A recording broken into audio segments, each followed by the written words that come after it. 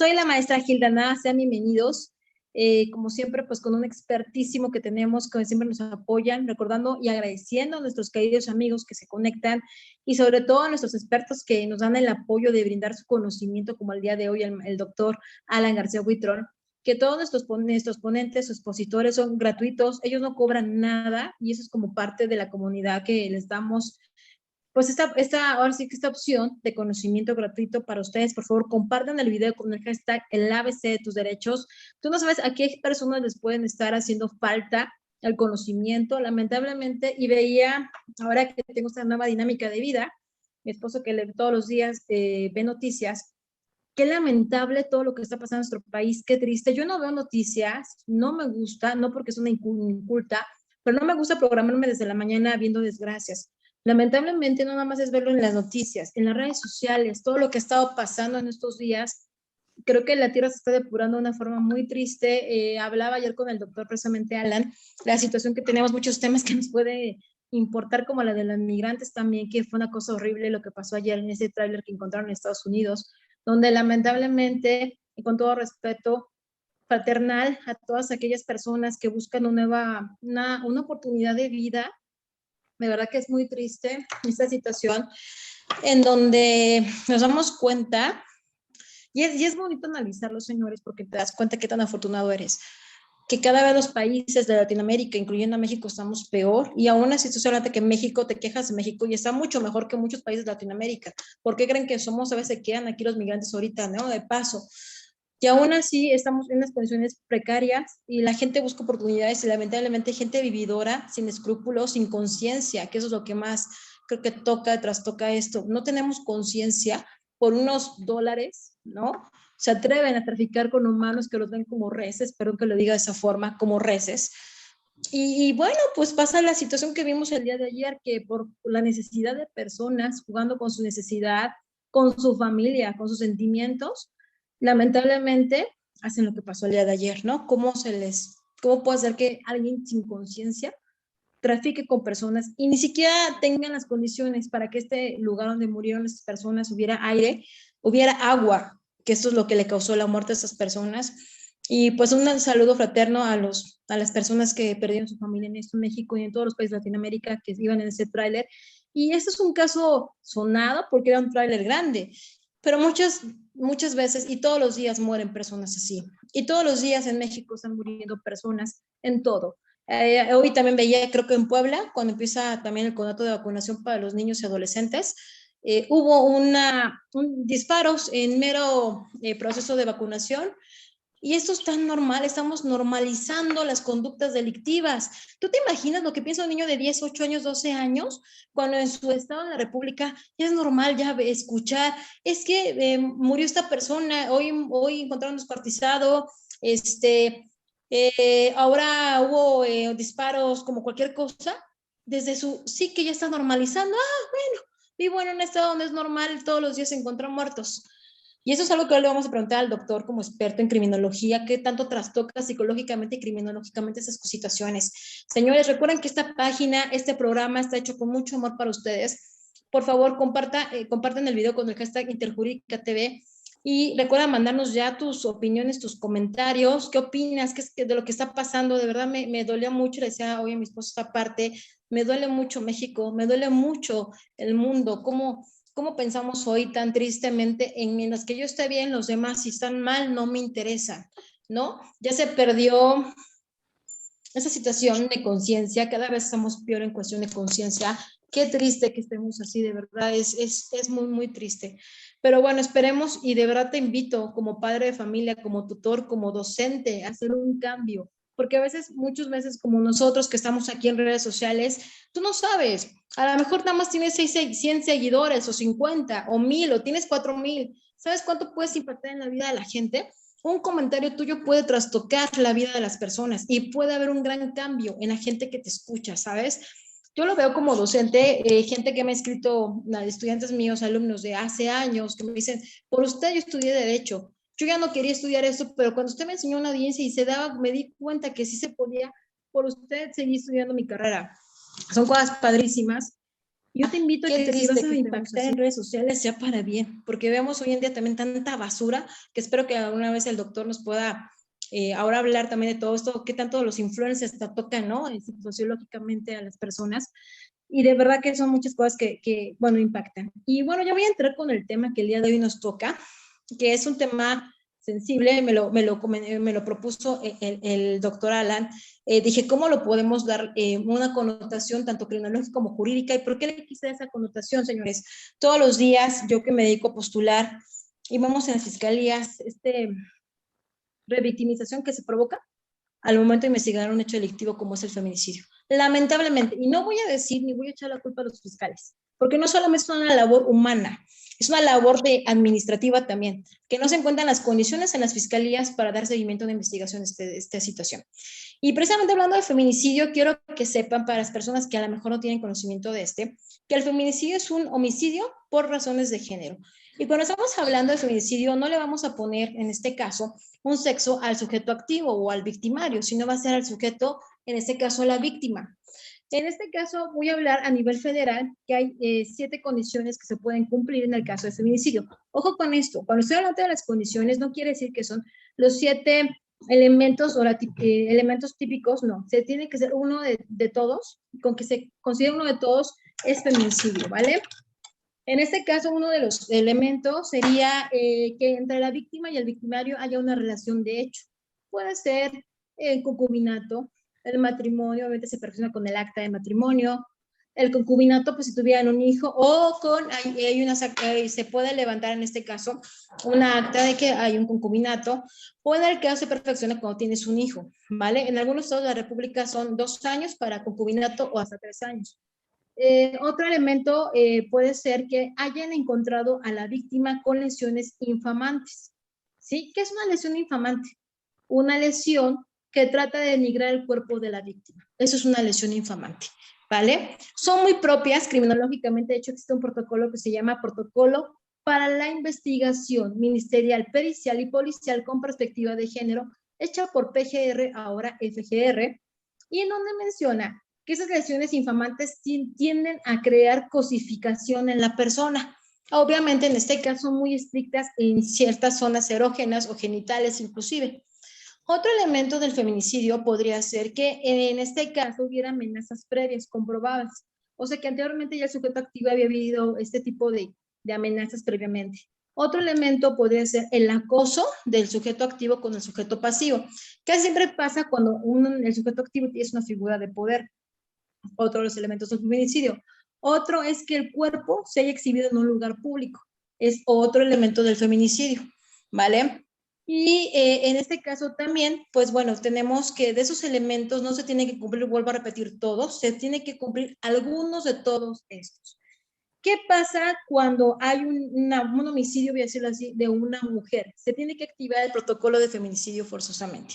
Después se descartará si dentro de la investigación no cumple los requisitos que te acabo de comentar, alguno de esos requisitos, para que se integre la carpeta por feminicidio. Recordando que el motivo o una de las características por lo que se crea ese tipo penal es para prevenir la violencia contra la mujer. Recordando que a lo mejor tú ahorita, si tienes 20 años, si eres un chavito de 15 a 20, 25, no viviste lo que vivimos ya los treintones, ¿verdad? O cuarentones de nuestra edad, que lamentablemente en la época de los 90, 95, se activó muchísimo los feminicidios, sobre todo en la región norte del país, en Chihuahua principalmente, es un precedente, con las muertes de Juárez y otros casos más que hubo, ¿no? Como el campo algodonero, que la Corte Interamericana de Derechos Humanos solamente sancionó a México por la mala investigación de esta situación, etcétera. Motivo por el cual se crea ese precedente y se empieza a crear, en este caso, pues reformas a los códigos penales en todas las entidades federativas y se crea el tipo penal de feminicidio en la mayoría de los códigos que ya se encuentran. En este caso, la idea es prevenir los hechos posiblemente delictivos en contra de mujeres. ¿A qué vamos con estos compañeros? Que obviamente, en ese sentido, se incrementa la pena. ¿Por qué? Porque un homicidio, inclusive, si no tiene ninguna situación como algún agravante de haberse cometido y después ver destazado a la persona, etcétera, se juzga entre 40 y 50 años en la mayoría de los códigos, pero feminicidio puede alcanzar hasta penas mayores a 70 hasta 80 años de prisión, si hubiera esos agravantes. Otro elemento, por ejemplo, del feminicidio que se me olvidó ahorita mencionar, es que la víctima haya sido secuestrada o privada de su libertad voy a decirlo secuestro o privación de la libertad porque son dos delitos diferentes, sin importar el tiempo.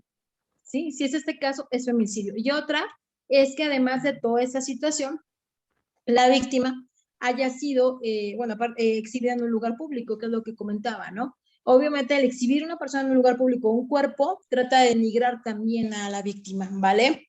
Entonces, en ese sentido, esos son los elementos, cualquiera de esos elementos pueden dar que se inicie una carpeta de investigación en el de feminicidio, que vuelvo a repetir, la Fiscalía Especializada tendrá que activar el protocolo que te acabo de comentar. Yo te invito a que por favor lo busques, está en Google, lo puedes leer, es un protocolo de 90 hojas, no es muy amplio. Para todos los que son criminalistas, los invito a que no nada más piensen que son criminalistas porque tienen la licenciatura en criminalística, no señores, hay que especializarlos por tipo de delitos. Cada delito amerita una investigación muy específica, ¿vale? Y muchas veces, como vulgarmente se dice, se cae la carpeta porque no tienen los dictámenes necesarios para integrar esto. Inclusive antropología social es importante para un feminicidio, ¿sabes? Te da, porque una víctima es proclive a cometerse ese hecho. Hay etnias donde lamentablemente los usos y costumbres hacen que cosifiquen a una mujer y es proclive a que se cometan hechos delictivos como el feminicidio. ¿Por qué? Porque la cometen en una cosa, en un objeto, como algo de compra-venta, ¿sabes? De intercambio. Motivo por el cual así se inicia una investigación. Pero hoy precisamente vamos a hablar de ese tema que nos urge tocar, que es necesario tocar y que creo que a todos nos conviene tocar, como es este caso de qué pasa cuando se inicia una investigación por feminicidio, cuál es esta consecuencia psicológica y criminológica, ¿sí? ¿Qué pasa con las víctimas indirectas? ¿Tú te imaginas que si el que mató a la mujer fue el papá y los niños lo vieron? ¿Qué pasa criminológicamente con ellos? Porque aparte, el shock de haber visto la situación. Pero además de todo esto, ¿qué pasa cuando estás haciendo una fiscalía constantemente y no te dan información y no te dicen nada? ¿Y sabes qué pasa cuando se rompe el hogar y la familia quiere el sustento o el papá o la mamá quiere el sustento? ¿Ya no son el sustento? ¿Qué pasa con los hijos? Si ya no hay redes de apoyo, ¿qué pasaría? Y al día de hoy vamos a hablar de este tema y le doy la bienvenida al doctor Alan García Huitrón, agradeciéndole muchísimo, muchísimo el tiempo que nos viene el día de hoy. Doctor, muy buenas noches, ¿cómo está? ¿Qué tal? Muy buenas noches, doctora Hilda.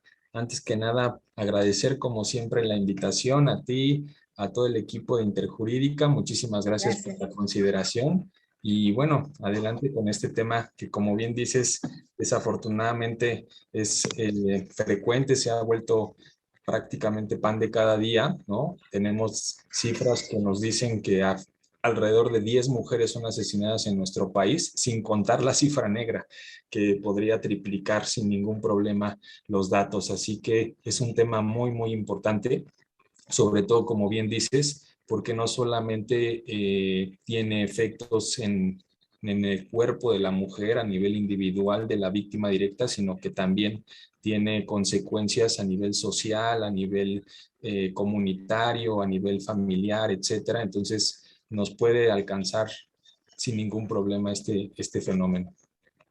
Así es, doctor, para que la gente sepa todo el maravilloso currículum que usted tiene a su poca edad. Doctor, háblanos un poquito de usted, cuál ha sido su trayectoria, porque aparte es un gran investigador, experto en criminología, pero soy hablando de expertos de la gente que realmente estudia y que ha creado inclusive bibliografía enfocada a criminología mexicana, que eso es un orgullo porque casi que bibliografía mexicana en criminología no hay.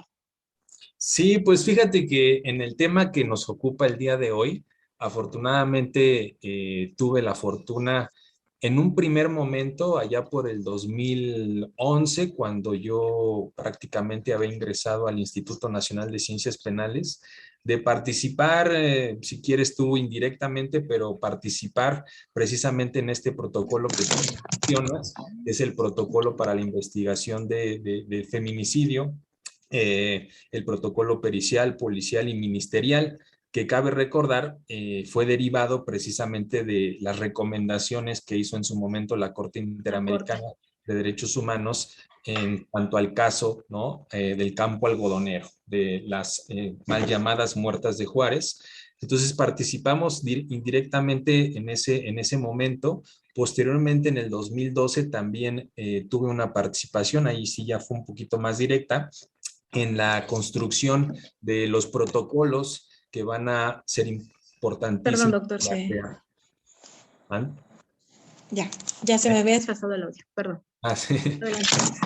En 2012, como les comentaba, tuve la fortuna de participar directamente en la construcción de los protocolos de los centros de justicia para las mujeres, que hoy en día pues prácticamente ya son un hecho en todas las entidades federativas. Tenemos ya más de 30, casi 40 centros de justicia para las mujeres. Entonces participamos en 2012, el INACIPE en particular, junto con el Centro Nacional de Prevención, el protocolo de creación de la infraestructura, el protocolo de atención a víctimas y también el protocolo de órdenes de protección, que es fundamental, hablando, por ejemplo, los niñas, de las niñas y los niños. Y posteriormente, en 2015, 2016, también participé en la evaluación de esos mismos centros de justicia para las mujeres a nivel nacional, una tarea que nos encomendó en ese momento el Secretariado Ejecutivo del Sistema Nacional de Seguridad Pública, porque recordemos que los centros de justicia ahora ya tienen mayor participación por parte de los estados, pero en un primer momento era un subsidio que bajaba de la federación y ya en ese momento pues le interesaba mucho a la federación qué estados iban avanzando, qué estados iban retrasados, etcétera. Entonces participamos también en la evaluación que después, posteriormente se publicó también en el INACIPE, que es la evaluación de los centros de justicia para las mujeres, un modelo de evaluación. Entonces, pues sí, afortunadamente hemos tenido participación directa en estos aspectos, poniendo nuestro granito de arena, que al final de cuentas, sumado a otros granitos de arena, pues generan una iniciativa, un ejercicio colectivo mucho más fuerte para ir avanzando en este tipo de problemáticas que es muy importante visibilizar para poder solucionar. Excelente, maestro. Y antes de empezar con el tema, me gusta saber que usted qué siente de pasar a ser parte de la historia, porque esos protocolos ya van a ser parte de la historia en esos temas, porque aparte usted está súper joven. Sí, pues la verdad es que una responsabilidad muy importante, el que, sobre todo en un tema tan espinoso, por ahí en algunas participaciones que he tenido respecto al tema de las mujeres, del feminicidio, muchas veces pues hay este tipo de reacciones de cómo un hombre va a hablar de feminicidio, cómo un hombre va a hablar de violencia contra las mujeres. Afortunadamente, desde hace ya mucho tiempo se está hablando de las nuevas masculinidades, del papel tan importante que tenemos nosotros los hombres, primero para aceptar nuestro rol de violencia, ¿no? De reproductores de violencia, como hemos sido creados, como hemos sido reproducidos, y después en ese sentido, pues la responsabilidad que tenemos para visibilizar, para ser conscientes, para sensibilizarnos, para ir de la mano, ¿no? Con las mujeres. El género no es una cuestión solamente de las mujeres, sino que atañe a todas y todos, precisamente para lograr la igualdad, para lograr la justicia social en todos los sectores. Entonces, es una responsabilidad muy importante, ¿no? El estar hablando de este tipo de temas. Eso es bien importante, maestro, que también vuelvo a repetir, cuando estamos hablando de feminicidio, el sexo se le da a la víctima. No estoy diciendo que el victimario sea forzosamente hombre, que es algo que es bien importante hablar, ¿no, maestro? No, el victimario siempre es hombre. Inclusive ahora con las parejas homoparentales, pues se puede dar un feminicidio, ¿no? Sí, y es un tema a debatir. En efecto, si nosotros miramos, por ejemplo, el Código Penal Federal, como tú ya bien nos lo referiste, en el Código Penal Federal se habla, en efecto, de que el que prive, ¿no? a una mujer no se alude como tal precisamente al sexo o al género del victimario, del que da muerte. Pero, por ejemplo, si nosotros vemos igual en ese sentido el concepto que se dio, por ejemplo, en la Ley Modelo Interamericana del 2018, que hace la Organización de los Estados Americanos junto con ONU Mujeres, allí sí definen al feminicidio, y lo voy a leer literalmente: cualquier hombre que mate o participe en la muerte de una mujer por el hecho de ser mujer en cualquiera de las circunstancias o con alguno de los objetivos siguientes. Es decir, ahí en esa ley modelo, que es interamericana, que es internacional, ahí sí se habla de que es el hombre el que mata a una mujer.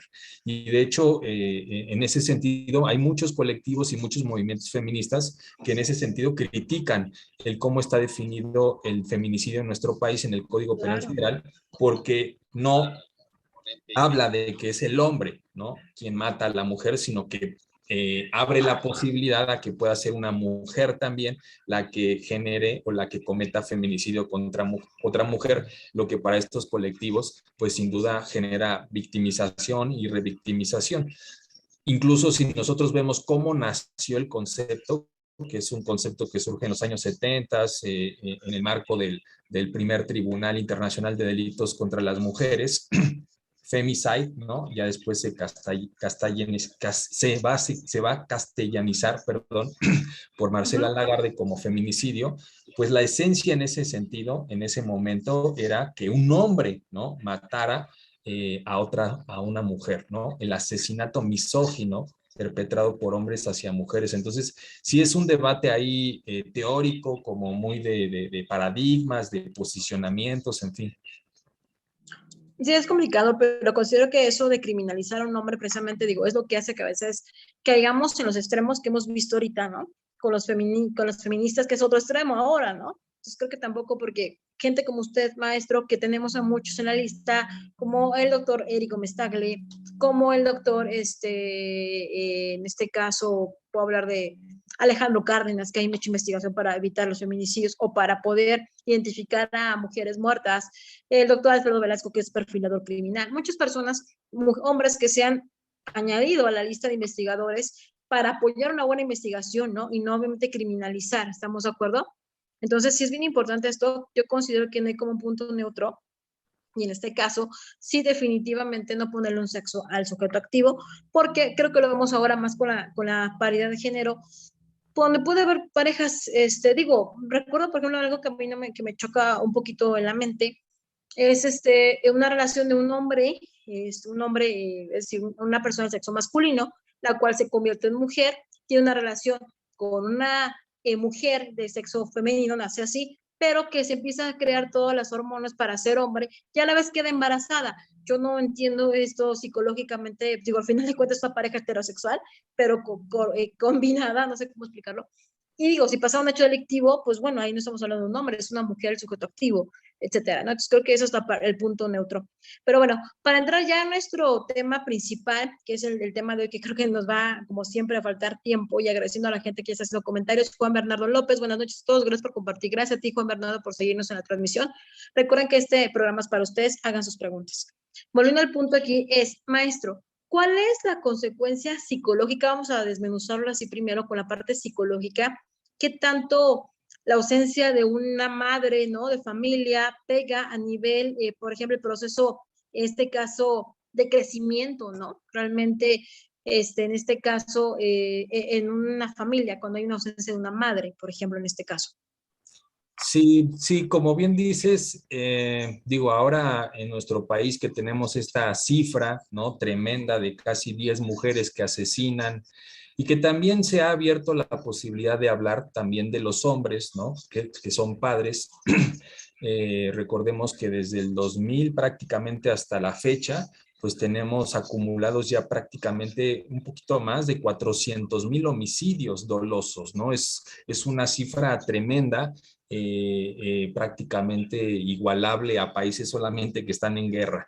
Entonces, bajo ese sentido, pues obviamente se ha discutido mucho en ciertos sectores, aunque no lo suficiente, de cuáles serían esos efectos, ¿no? Por ejemplo, en las víctimas indirectas, que quedan al final de cuentas en la orfandad, ¿no? Pensemos, y no solamente lo pensemos en términos de víctimas, sino también de victimarios. Pensemos, por ejemplo, un padre que es feminicida, pues obviamente va a enfrentar un proceso judicial y va a dejar a los hijos también en la orfandad, en la indefensión. Entonces, bajo esas cifras, bajo ese fenómeno, hoy se está hablando de los impactos que puede tener precisamente la pérdida del padre, la pérdida de la madre, el estar en ese descobijo, ¿no? Y se ha hablado precisamente de factores psicológicos o de daños psicológicos, de daños psicosociales, de daños físicos incluso, y también de daños sociales.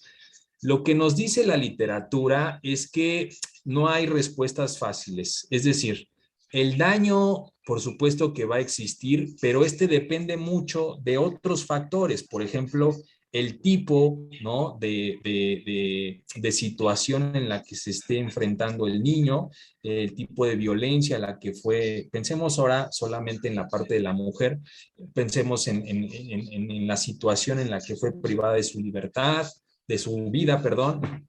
También obviamente en las características del propio niño, la edad, la condición social, la educación, la parte también de cómo el sistema de justicia penal, bien lo decías, cómo va a responder precisamente frente a esto, si va a haber una respuesta rápida, si va a haber una atención integral, o si por el contrario, como suele suceder, hay una respuesta que va a revictimizar al niño, que lo va a hacer esperar muchas horas en las salas, que lo va a traer de aquí para allá. Entonces, el daño que nosotros podamos hablar pues depende de todos esos factores, ¿no? No hay una respuesta fácil en términos de decir, el hijo de una mujer que sufrió feminicidio se va a convertir, por ejemplo, en feminicida, ¿no? O se va a convertir posteriormente en víctima del feminicidio.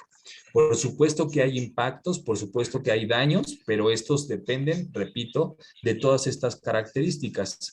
En ese sentido, recordemos que los factores no son estáticos, ¿no? Los factores los interpretamos respecto a nuestra historia de vida, nuestras experiencias. A algunos les podrá pegar negativamente, a otros incluso tal vez pueda ser algo positivo, el terminar con esa situación, el terminar con ese tipo de violencia que se vive. Entonces, es muy importante en ese sentido ser cautelosos.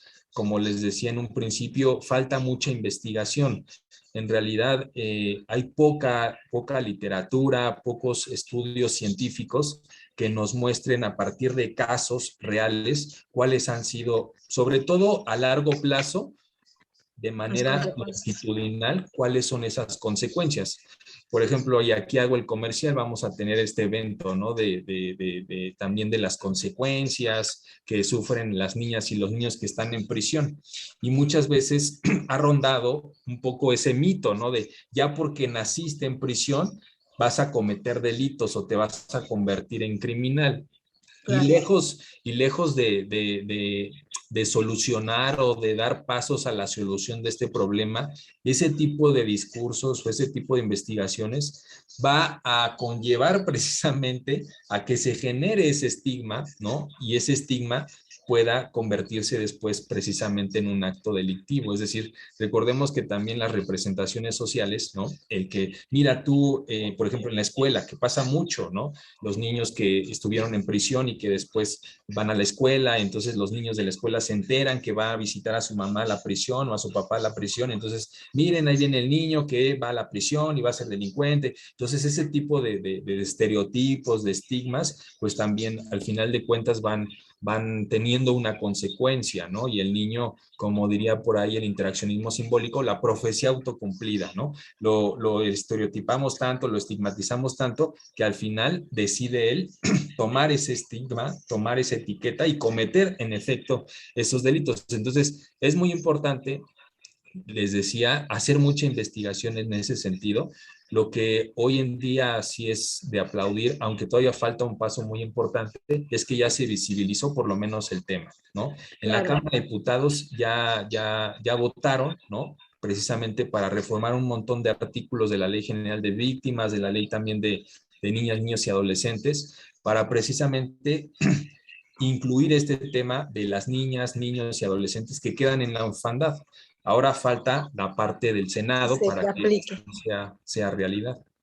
Claro, y también hay una cosa, maestro Alan, que no sé, ojalá se llegan de gente como usted o de gente como yo que estamos en la lucha diaria.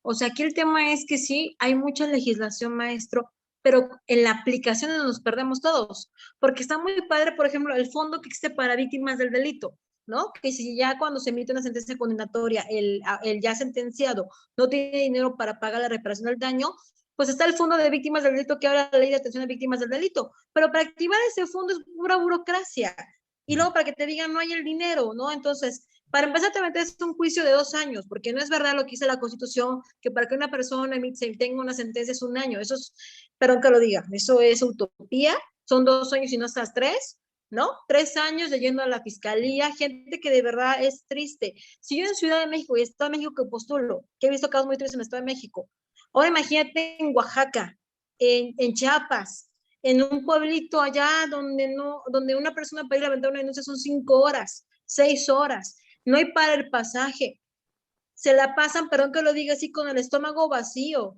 ¿no? Porque no pueden comer hasta que lleguen a su casa, porque no pueden gastar, ¿no? Que debe de haber un apoyo integral a que, a ver, señora, como víctima, a ver, aquí te tenemos tu desayuno, tu comida, como dices, ¿no?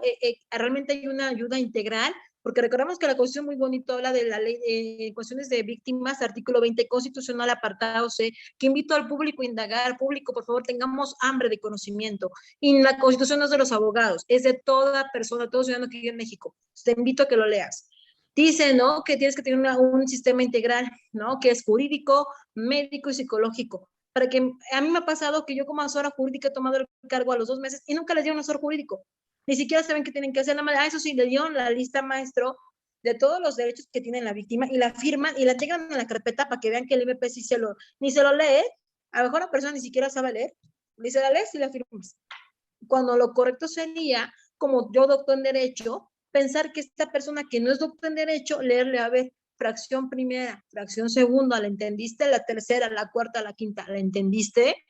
¿Sí? Ya que la entendiste, ahora sí, fírmamela y permíteme, en este momento llamo al área de asesores jurídicos para que venga y te asesore, ¿no? Cosa que no hace, ¿no? Entonces está muy padre, en la ley se lee muy bonito, pero cuando se ejecuta en las fiscalías no pasa, por recurso humano, por recurso económico. Y luego aparte lo que comentábamos, ok, y ya me aventé yendo a la fiscalía días y días y días, y la persona a veces ya no van. ¿Por qué ya no van, maestro? ¿Por qué? No tienen para el pasaje. ¿Por qué no les notifica? Y perdón que lo diga, porque la defensa ya le dio algo de dinero al MP para que la carpeta la haga perdediza, o la esconda, o le dé largas a la víctima, ¿no? Es una parte triste que nos topamos todos los días en el ejercicio de la profesión y que lamentablemente cuando la persona es muy ignorante, y no lo digo siendo despectiva, ignorante me refiero a una persona que no es doctor en derecho, que no tiene las redes de apoyo de todo tipo, pues se quedan sin atención psicológica, médica, pero sobre todo con el impacto criminológico del delito, ¿no? Que esa es la parte triste. Las cámaras legislan muy padre, pero lamentablemente, maestro, son personas que parece que viven en otro mundo. O sea, yo consideraría que de muchos diputados, senadores, deberían de estar yendo a una fiscalía, como nosotros lo hacemos, yo como abogada, 3, 4 horas para me empresa en una carpeta, y vean lo que pasa realmente. Qué padre sería que muchos fueran gente de carrera, ¿no? Que entraron desde, a ver, sí, fui diputado, pero tengo una experiencia de haber sido abogado patrono como asesora jurídica y voy a legislar sobre leyes para atención a víctimas. Eso sería padre, o con académicos como nosotros que estamos en el campo y decir, ¿sabes qué? La deficiencia está bien chido tu plan, pero no sirve. ¿Cómo lo vamos a ejecutar para que sea real? Y ver que las fiscalías se cumplan esa situación, ¿no, maestro? Sí, sí, es muy importante lo que mencionas. Recordemos que desde hace algunos años, pues se tiene que aplicar el modelo integral de atención a las víctimas, ¿no? Que tiene que ver con 3 momentos, que tiene que ver con la ayuda inmediata, con esa respuesta inmediata, con la atención médica, psicológica, de emergencia, con gastos funerarios, con asesoría jurídica, posteriormente las medidas de asistencia, educación, salud, y finalmente la reparación integral, ¿no? La restitución, toda esta parte que nos habla la Ley General de Víctimas. Pero sí coincido. De hecho, recordemos que la Ley General de Víctimas, cuando salió publicada, que sin duda fue uno de los hitos en la historia del país, en la procuración, porque como sabemos, las víctimas históricamente, no solamente en México, sino en todo el derecho penal, pues siempre eran las convidadas de piedra, por ahí diría un autor, ¿no? Las olvidadas, solamente era importante a efecto de probar un delito, pero de ahí en más, las víctimas no tenían ni voz, ni participación, ni voto, nada, ¿no? Afortunadamente, con el tiempo, los movimientos de víctimas, las organizaciones de la sociedad civil, los organismos de derechos humanos, pues han empujado, ¿no? Han impulsado, y así fue como en su momento, recordarás, nació primero Províctima, si no mal recuerdo fue con Calderón, casi al final de su sexenio, después de que, como sabemos, pues en el imaginario colectivo quedó esta parte de la guerra y del combate frontal. Al final dio como esos pasos importantes. Después ya se convirtió en la CEAP, ¿no? En lo que hoy es la Comisión Ejecutiva de Atención a Víctimas, tanto a nivel federal como a nivel estatal. Pero hay que ser muy ciertos, es una de las comisiones o una de las instituciones federales más criticadas, más golpeadas por la Auditoría Superior de la Federación, con mucha corrupción, con poco personal, con poco presupuesto. En el INACIPE por ahí tuvimos la oportunidad hace ya algún tiempo de escuchar a los comisionados y nos decían eso, no tenemos personal, no tenemos presupuesto, y tenían ahí a las víctimas de desaparición forzada de personas. Esto es un tema, ¿no? Porque habría como varias respuestas, ¿no? La respuesta más simple es, bueno, entonces no pongamos leyes de primera, sino hay que poner leyes de segunda para que en la implementación se puedan alcanzar. Yo más bien diría, no, obliguemos a las instituciones a crear las condiciones para alcanzar estas leyes de primera, ¿no? Así es. Desafortunadamente, creemos muchas veces, y de ahí la importancia de las políticas públicas, creemos que la norma por sí sola va a modificar la realidad, y no, hoy sabemos que una norma sin políticas públicas es letra muerta. Está bien, me dices que hay que atender de manera integral. Bueno, entonces hagamos políticas públicas para que me des presupuesto para contratar a personal psicólogos, para contratar a trabajadores sociales, para contratar a médicos, para construir las unidades de atención, para todo un montón de cosas que no solamente te lo da la ley. La ley te da esas precondiciones, ¿no? De lo que hay que hacer, de lo que se debe hacer, pero no te da esos insumos, no te da esos recursos que sí tienen que ser a partir de las políticas públicas. Y ahí es cuando muchas veces el Estado se hace como el tío Lolo, ¿no? De, no, pues yo ya publiqué la norma, yo ya hice mi ejercicio, etcétera. Y entonces, al final de cuentas, como tú bien dices, los que pagan los platos rotos son los operadores del sistema de justicia, no los legisladores, ¿no? Los legisladores y las legisladoras están allá, como tú dices, en su mundo aparte, y al final quien termina trabajando largas jornadas, dando la cara a las víctimas, etcétera, pues son los operadores. De ahí la importancia, siempre lo he dicho, de que los operadores sean más proactivos, ¿no? Que se inviten también a las iniciativas de ley, que los escuchen para ver cuáles son las condiciones en las que están y entonces qué ley o qué iniciativas pueden ser más adecuadas, ¿no? Las condiciones laborales siguen siendo un pendiente del nuevo sistema de justicia penal para todos los operadores. Necesitamos mejorar las condiciones laborales, los salarios, disminuir las cargas de trabajo. Los turnos, o sea, los turnos son una aberración, digo, yo ya entiendo que es porque se tiene que dar un seguimiento a una carpeta con detenido, pero cualquier humano 24 horas despierto, pues no va a hacer bien su chamba y va a buscar atajos para irse a dormir. O sea, ¿cuántos fiscales no hemos visto, con todo respeto, que se van a dormir 4 o 5 horas en la madrugada y no tienen a las personas? Perdón, pero no es que sean malos, son humanos y tienen sueño. Por mucho que duerman, sabemos que el cerebro se desprograma, ¿no? Con esos turnos. Sí, sí, sí, es muy importante, y creo que por ahí va este paradigma de derechos humanos y la nueva reforma. Todavía tiene sin duda muchos pendientes y muchos retos, pero por lo menos ya se pone sobre la mesa, ¿no? La humanización del sistema de justicia penal. Todas y todos son humanos. Detrás de la ley, de esas normas frías, formales, hay personas, hay historias, hay experiencias, hay desgracias, hay tragedias, y es muy importante la sensibilización en ese sentido, pero también la sensibilización pues acompañada de condiciones materiales, ¿no? Por muy sensibilizado que pueda estar, como bien tú dices, un fiscal, si termina trabajando tantas horas, pues no le va a dar, ¿no? Entonces, las condiciones son muy importantes. Así es, esa es la parte, ¿no? También a veces tenemos que ver la parte humana. Nos comenta el licenciado Juan Hernández, excelente tema, dice, ¿cuál sea la responsabilidad penal de los lugares en los cuales se comete el feminicidio en términos del artículo 27 del Código Penal de la Ciudad de México?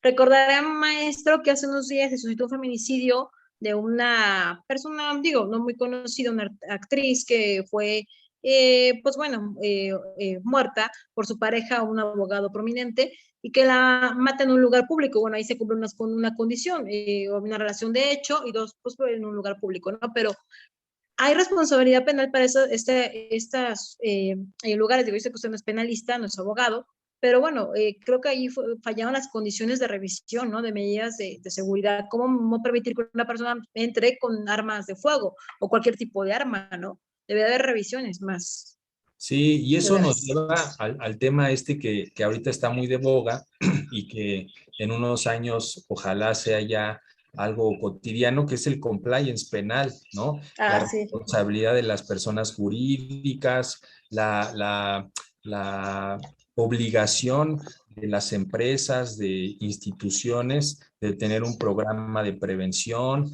de generar cierto tipo de medidas para evitar este tipo de eventos, ¿no? Y cómo ello, sin duda, incluso puede generar también atenuación de las penas, ¿no? Las empresas que comprueben que a pesar de que tenían un protocolo, un programa de prevención, se hizo un delito que escapó de sus manos, bueno, al final van a tener una atenuante. Entonces es muy importante. Ahora, yo creo que eso tiene que ver con esta palabreta de la corresponsabilidad. O sea, hoy en día ya no es aceptable el decir, no, pues el problema son de allá, ¿no? Los otros, los de aquí, los de allá. Hoy tenemos que afrontar el problema de la violencia y la delincuencia con la corresponsabilidad. Todas y todos, desafortunadamente, tenemos una participación directa o indirecta en la construcción de ese fenómeno.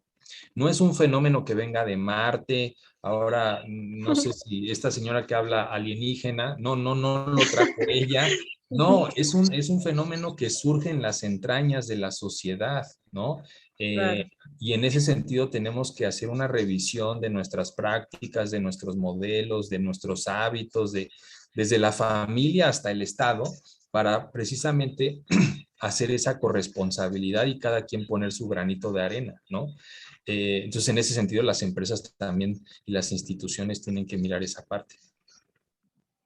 Así, eso es bien importante, maestro, lo que nos dice, ¿no? Siempre estamos con, es que el gobierno no hizo, es que esto, pero creo que lo sabemos, ¿no? La criminogénesis viene de la familia. Y todos tenemos en verdad una responsabilidad, desde la familia, desde que eres padre o tutor. Inclusive decíamos, ¿no? Hace unos días, el hecho de ser padrino es una responsabilidad, ¿no? O sea, no es padrino porque se oye bien bonito ser padrino de un niño, de un bebé. O sea, es una responsabilidad también, ¿no? Que yo recuerdo los viejitos decían, es que a la falta de su papá o de su mamá, entras tú como un padre, ¿no? Es una responsabilidad, pero creo que a veces queremos espiar culpas echándole la culpa al otro, ¿no? Hay condiciones, situaciones, ¿no? A veces cuando vemos que un niño hace un berrinche y con tal de que el niño ya no haga berrinche, le damos lo que quiere, ¿no? Y ahí tenemos una responsabilidad, porque eso qué quiere decir un niño que a lo mejor hace berrinche y se tira al suelo, no tiene control de impulsos.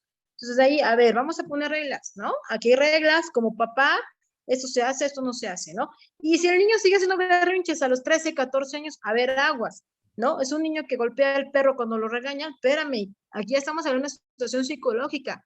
Papá, alerta, hay que llevarlo al psicólogo, ¿no? Y el niño que se robó y te trajo el celular de un compañerito y tú como papá dices, bueno, es que mi hijo es bien abusado, ¿no? Bueno, no lo vuelvas a hacer.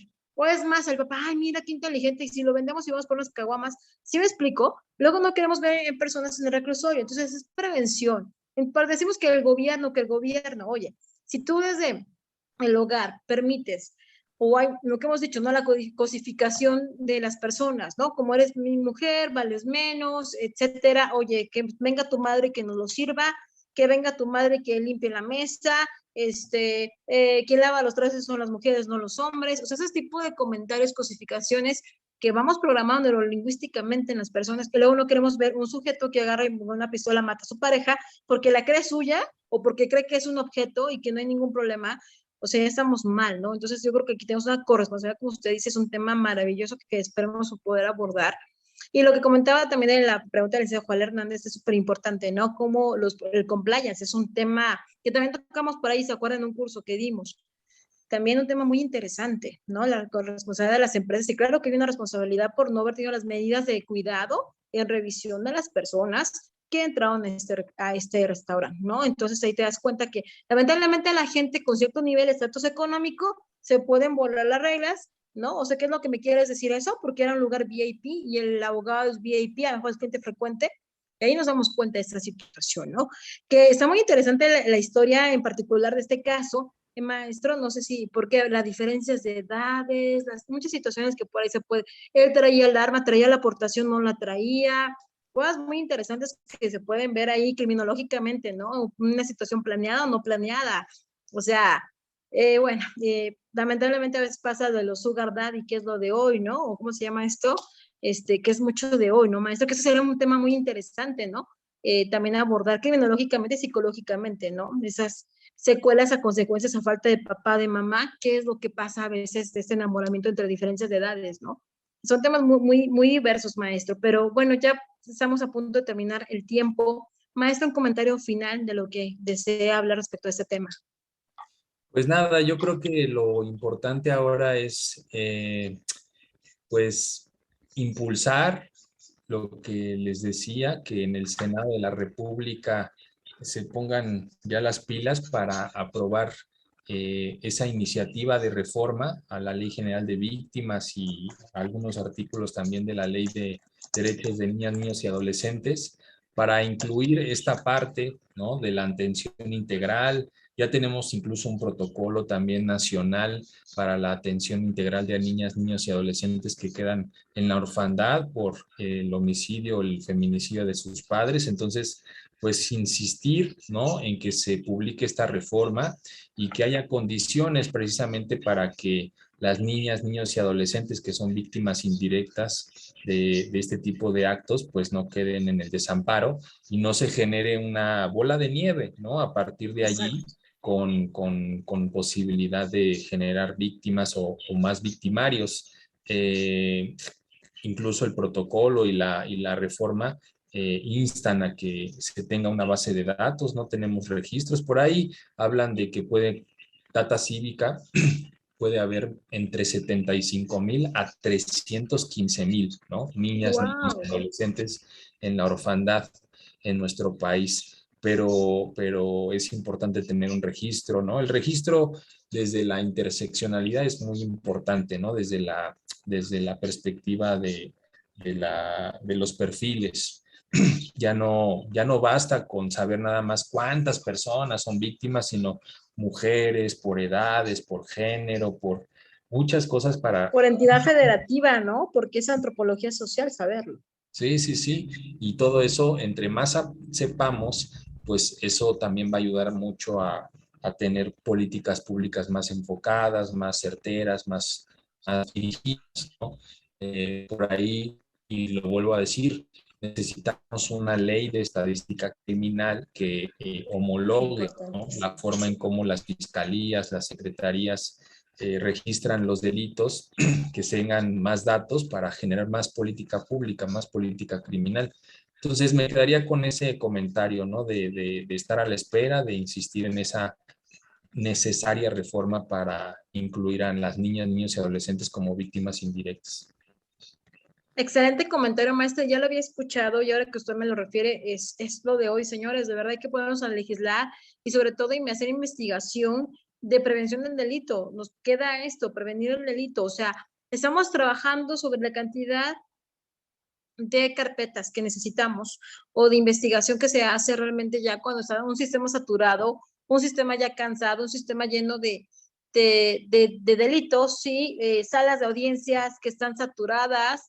¿Cuántos de nosotros como abogados no vamos a una fiscalía y está llenísimo de gente que inicia nuevas carpetas? ¿Y cuántos de nosotros no vamos a una audiencia y no se nos espera hasta 2 o 3 horas para nuestra audiencia porque las salas están llenas? Entonces, ¿qué está pasando con el Estado? Lo de siempre, señor, está curando el cáncer, pero no previniendo el cáncer. Lo mismo pasa con la situación de salud. Estamos ya yendo a los hospitales de gente gorda obesa, pero ¿en qué momento hay programas de prevención de diabetes, de cómo comer bien, nutriológicamente hablando? ¿No? Si previniéramos, creo que ese es el área de oportunidad. Y me hacen creer algo que me entristece muchísimo, que en algún momento un autor lo escuché. Dicen, cuando el Estado llega a ya no ser necesario, obviamente ya no va a ser mantenido por el ciudadano. Entonces, el Estado crea los delitos para decir que hay una justificación de su existencia parte del contrato social, ¿no? Que nos hablaban, ¿no? Y es triste cuando te dedicas al derecho ver que me digas, Estado, no lo prevengo porque lo que a mí me urge es que haya más delitos para que justifiquemos el erario público y justifiquemos todo lo que gastamos y vean que somos necesarios como Estado, ¿no? Ojalá que no sea eso. No sé si has escuchado bueno, esa antología del Estado. No se escucha, doctor. Está apagado su micrófono. Ahí está. Sí, sí, sí, lo he escuchado. Por ahí hay un texto, me hiciste recordar un texto que se llama Nuestro enemigo, el Estado, ¿no? De Sí. un que precisamente dice él que el peor estado es el peor estado es el estado del bienestar, ¿no? Que muchas veces desde otra perspectiva creemos que es el mejor estado, ¿no? Porque es el estado que ayuda, que pues está pendiente de las desigualdades, de la pobreza, pero desde esta perspectiva, ¿no? Como muy anarquista, es el estado que, como bien tú dices, le interesa más bien mantener, ¿no? Mantener esa desigualdad, mantener esa criminalidad, porque eso pues le da vida, le da pauta a intervenir cada vez más en las sociedades. Foucault decía, al Estado no le interesa reducir los delitos, sino controlar a la sociedad, ¿no? Totalmente. Ahí nos quedamos. Sí. Pues bueno, ¿qué podemos decir? Digo, es lamentable que nos quede mentalidad de pobreza, ¿no? Como lo que hoy el Poder Ejecutivo hace, nuestro mayor representante es su teoría, desde 18 años lo ha aplicado, y lamentablemente el ciudadano lo que es con mentalidad de pobreza, que le enseñan, bueno, no le enseñan, le dan el pescado y no le enseñan a pescar. Mientras que siga habiendo esas políticas de darte todo, de darte todo, de darte todo y quedarte, perdón, como dice Roger Kiyosaki, te matan la ambición cuando te dan un bono, cuando te venden una tarjetita que te va con 2,000 pesitos. Yo con eso creo que sí salgo avante en un mes, cuando eso es una mala política, señores. La política sería, sí, pero también te vamos a dar educación, pero bueno, sabemos que a muchos estados no les conviene que pienses porque te tienen controlado, ¿no? Pero bueno, vamos a dejarlo así para que echarnos más amigos de los que ya tenemos en las fiscalías, en el Poder Judicial y todos, ¿verdad? Vamos a terminar con un agradecimiento al doctor Alan García Huitrón, como siempre, el apoyo. Maestro, tenemos un taller con usted que hablábamos precisamente muy interesante, que es respecto a los niños en prisión, ¿no? Hay quienes lo ven como una oportunidad porque también es viable. Fíjate que bueno, apenas hace como 2 meses me habló una persona que está acusada de feminicidio, ella como mujer, y lamentablemente la detuvieron embarazada, acaba de tener su bebé en reclusorio. Ella me decía que si el bebé se lo sacan de reclusorio, ella se mata. O sea, ella de por sí está en una persona muy difícil, y si le quitan a su bebé se mata. Híjoles, qué tan bueno es que el bebé tenga este contacto, porque al final de cuentas es un contacto materno. Creo que ha habido, ya sabemos que hay bibliografía, dice que simplemente el hecho de darle pecho, no hay un contacto, ¿cómo lo digo?, psicológico, etcétera. Qué tan bueno, qué tan malo es. ¿Qué vamos a ver en ese taller que tenemos con usted, maestro? Sí, en efecto, si no mal recuerdo, es 9 de julio, ¿verdad? 9 o 10, el 9, ¿verdad? Es el 10 de julio, creo. 10 de julio, maestro. Sí. 10 de julio, que es domingo. Gracias. Sí. Sí, vamos a hablar precisamente de este tema derivado de una investigación en la que participé.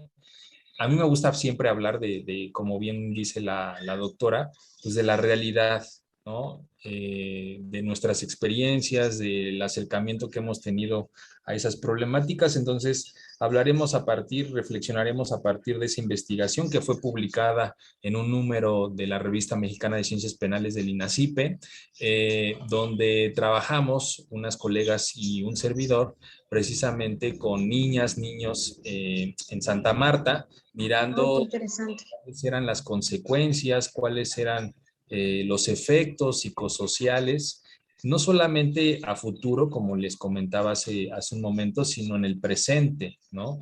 De cómo las condiciones en las que están las prisiones, los centros penitenciarios, la falta de atención, la falta de CENDIS, la falta de etcétera, pues también va minando el desarrollo psicosocial de las niñas y los niños. Entonces, vamos a hablar precisamente de ese tema que tiene pros y contras, ¿no? En efecto, hay muchas investigaciones que hablan de que el contacto con la piel, con la madre, desde muy pequeños es fundamental, y por otro hay investigaciones que nos dicen que las experiencias y las condiciones en las que está una cárcel son van a traer consecuencias muy negativas. Entonces, ahí está como el debate, ¿no? Entonces, hablaremos a partir de allí y sobre todo de la investigación que hicimos hace a lo mejor unos 3, 4 años, ya tendrá. Excelente tema. Pues compañeros, amigos que nos siguen por redes sociales, ya saben que pues, los esperamos en esta pues oportunidad, aparte de, por favor, con un investigador, verdadero investigador, no solo está hecho tema de un libro, ¿no? Un verdadero investigador que ya lo escuchamos, ha participado en muchos protocolos, en muchas investigaciones confiables científicas. Señores, por favor, de la mano. Está la inversión del curso solamente en 299 pesos, 3 horas de capacitación, tu video y tu constancia. Por favor, si inviertes en la fiesta, que no inviertes en una capacitación. Y por haber escuchado este programa, a todos nuestros seguidores, les agradecemos y les vamos a dar una beca especial. Si te escribes durante estos siguientes 3 días, bueno, de aquí al domingo, y mencionas un comentario de nuestro programa, vas a recibir una beca especial de 199 pesos, nada más. Vas a pagar esa cantidad, comparte el video, nada más. Lo que tienes que hacer es compartir el video y hacer un comentario del programa. Es todo. Por 199 pesos, recuerda que la prevención está en nosotros, ya lo dijo el doctor. Somos solidariamente responsables de lo que pasa en nuestro país. Te invito a que hagas un cambio. Es lo que necesitamos. Cambios reales. Desde tu casa lo puedes hacer. Desde muchas conductas, analízate. ¿Qué conductas hacemos que en algún momento afectan al otro? Y a veces no te das cuenta, ¿vale? Eso es parte de todo lo que hacemos. Producción, tenemos reconocimiento para el doctor. No la pones en la pantalla, por favor. Doctor, como siempre, el agradecimiento, y vuelvo a repetir, todos nuestros docentes, ponentes que se entrevistan son gratuitos, nunca cobran un peso. Igual lo único que podemos es más que reconocerlos por todo el apoyo, y se le hará llegar esta constancia, maestro Alan García Huitrón, por todo el apoyo que nos da en el tema Consecuencias Criminológicas del Feminicidio, en fecha 29 de junio del 2022. Gracias, maestro. Se lo haremos llegar de forma digital. No, al contrario, muchas gracias a ti, a Víctor, a Interjurídica por la invitación, por la realización de estos eventos y nada, agradecer también a todo el público que estuvo pendiente y que no se olviden de inscribirse en el curso taller que tendremos sobre niñas, niños sin prisión. Así es, los esperamos en el siguiente miércoles en un programa más del ABC de tus derechos. Gracias, maestro, por el apoyo que da pues, a la sociedad con esta plática gratuita. Gracias. Los esperamos también el 10 de julio con el maestro Alan García Huitrón. No se pierdan esa gran conferencia. Es un tema que a mí me toca mucho, que además pues él me apoya en dar esos temas también que son socialmente de impacto, ¿no? Y pues bueno, deseando que tenga un excelente miércoles, deseando que los siguientes días, ojalá que un día hubiera noticieros de buenas noticias, ¿no? Y sería padrísimo escuchar cosas padrísimas. Y pues deseando que tengan una excelente noche. Gracias por seguirnos. Comparte por favor el video. Soy la maestra Gilda Nava y esto fue Interjurídica TV con el programa El ABC de tus derechos. Nos vemos. Muy buenas noches. Gracias, maestro. Chao. Gracias, productor.